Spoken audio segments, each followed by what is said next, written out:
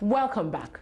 The Delta State Microcredit Program boasts of over 100,000 clients who they say have remained true to their businesses, small businesses on the verge of becoming macro businesses. Let's take a look. Our first stop is the residence of the Akumagba family.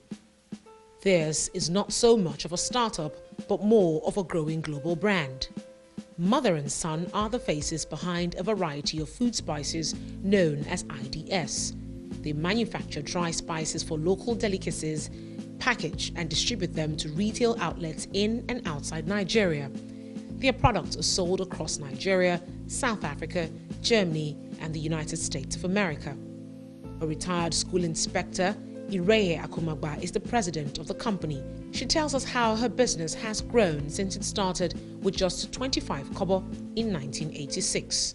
When the marketing was going on at a small scale, in 2002, the US wanted African food to come into America. They once sent to US Center of International Private Enterprises. That is for women, the emerging economic force into the world market. And this was the food that was exhibited. By the time I came back, the government was quite impressed. And they saw that it's a thing they could put in money. With a network of over 40 distributors and 14 employees, Madame Ireye says her major challenge now is meeting customer demand. Until recently, she still used a slow manual process. Oil for a local soup paste is boiled over a stove and scooped into bottles. Crayfish is dried, blended and bottled manually. And packets of spices sealed over this stove. With the help of the DMCP, the business is gradually turning around for the better. The state government has provided them with this building to serve as a production facility. Through the loans provided by the DMCP, the business has acquired machines to blend and bottle the spices. But the factory is still in need of accessories to run the machines. It's automated. You don't need any manual. And this machine can give us close to 5.8 million pouches every day. This is the major problem we have. And what is that? The fuel. These accessories for these machines to work. That's what we've been going through. But thank God we're at the end of the road. With this program, we're at the end of the road. The loan has also enabled IDS to grow its own spices on its own farm. To meet its ever-growing demand, it supplements supplies by purchasing from local traders.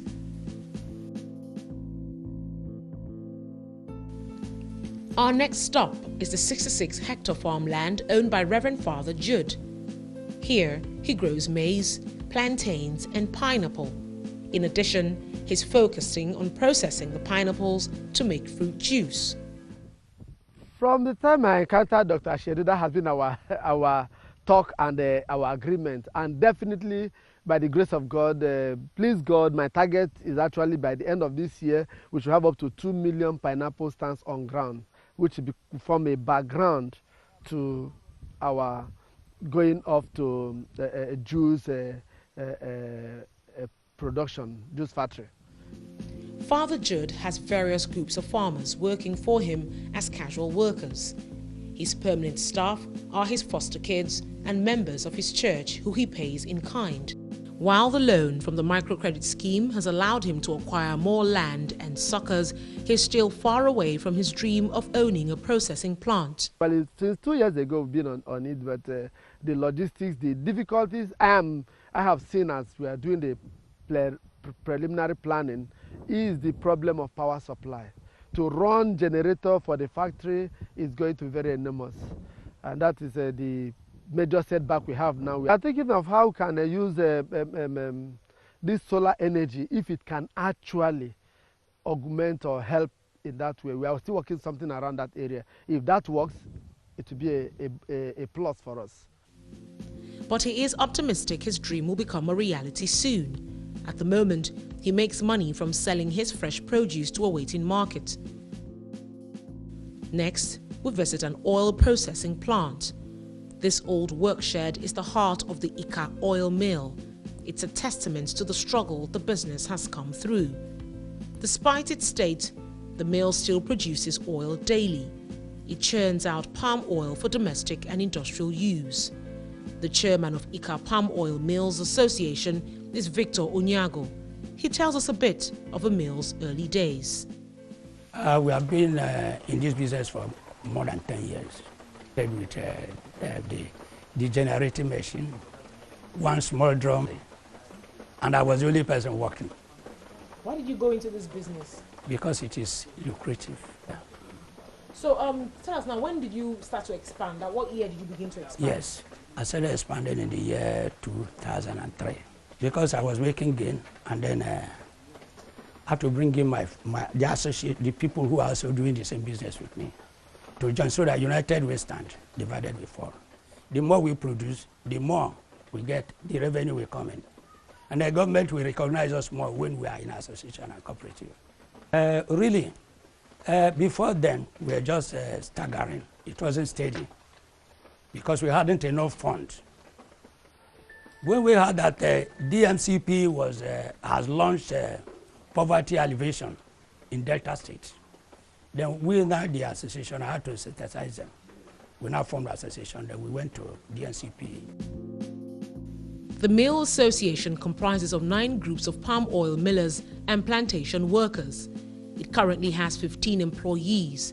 With its products reaching consumers in Delta State and beyond, the business has uplifted many lives. The loan really helped us much, because with the loan, my capital increased. I could now bargain more since I have the money for the palm fronts, and then increase the number of workers, the staff. That time, I increased it from almost 10 to 15. Even graduates, those who had no job even. Then with the money I had in hand, I was able to raise my family well. Standard of living improved, medical attention improved, feeding improved, housing improved. I would say household management in general had improved. It came to standard. Despite achievements recorded over the years, the mill's challenges are hard to miss. Although the owners pride themselves as being organic producers, their process is painstaking and time-consuming. The palm nuts are boiled out here, carried and loaded into this machine which separates the nuts from its fiber. It's moved to the next machine which extracts the oil manually. 2 workers man the machine to complete the process. The oil is then canned and corked manually. All these are made possible using just 3 locally fabricated machines. Because they are locally fabricated and they iron for it, we almost disuse second-hand machines. So they cannot stand serious work, and they don't last long. You understand that? So as time goes on, they will spoil, and then we put it in order. They will come and knock off and change these things. He believes sophisticated machines and accessories to make the packaging more attractive to a wider market would move the business to the next level.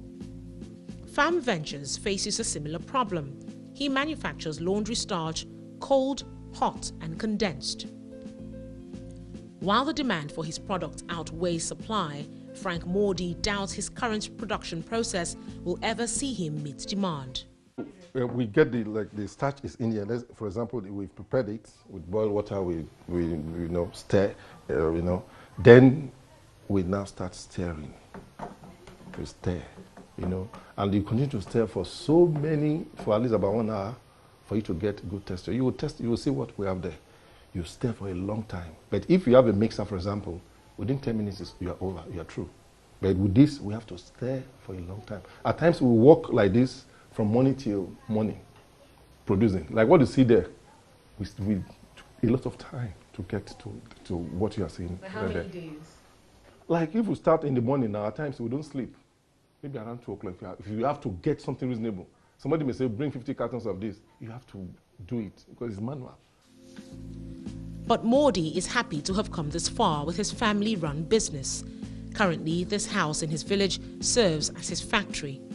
With no rent to pay, he's able to buy the raw materials he needs to manufacture his starch.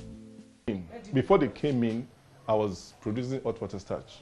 I actually, started with in a very small quantity. At times, I don't even produce up to 50 cartons in a month when I started. But when they came in, I diversified into cold water. Now I produce at least 300 cartons every month. Now, since they came into my life, and at times we even produce more. We can even still do better than what we have now, if we have the opportunity. With a background in business administration and years of experience in the manufacturing sector, Modi believes his business will expand if he can raise the funds required to buy mixers and sealers. His loan application is currently before the Bank of Industries in Delta State. Stories of success through perseverance continues across the state. Madam Bridget, president of Unique Weavers, gives us a tour of her mini textile mill. Here, the weaver special material, the traditional attire worn by people from Delta State for local and export markets. More than 10 years ago, I decided to go into the business because I love something creative. Creativity is one of my passion, so I like being creative. So when I saw it, I decided to pick interest, and I went into it. I started with just about one machine until the Delta State government came into this the business. They decided to assist me by giving me loan through the DNCP program. That was the first loan they gave to me. I bought about 3 or 4 machines. But now you can see we have 5 up to 7 machines now.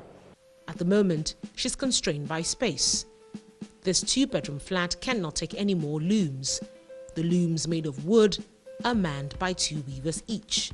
Bridget says this slows down the process of production. In spite of this discomfort, she's glad space is an issue that can be discussed today. People come from far and near. They book us down. We have not even gotten any opportunity to give the market people. Sometimes they come here, they want us to supply them, but we cannot even meet the demand of our customers, that's the people, individuals there. Some people, they want to do parties, they want to do marriage, all those things, stuff. They book us down, we do for them. She's currently hoping to acquire sophisticated weaving machines from China to speed up manufacturing.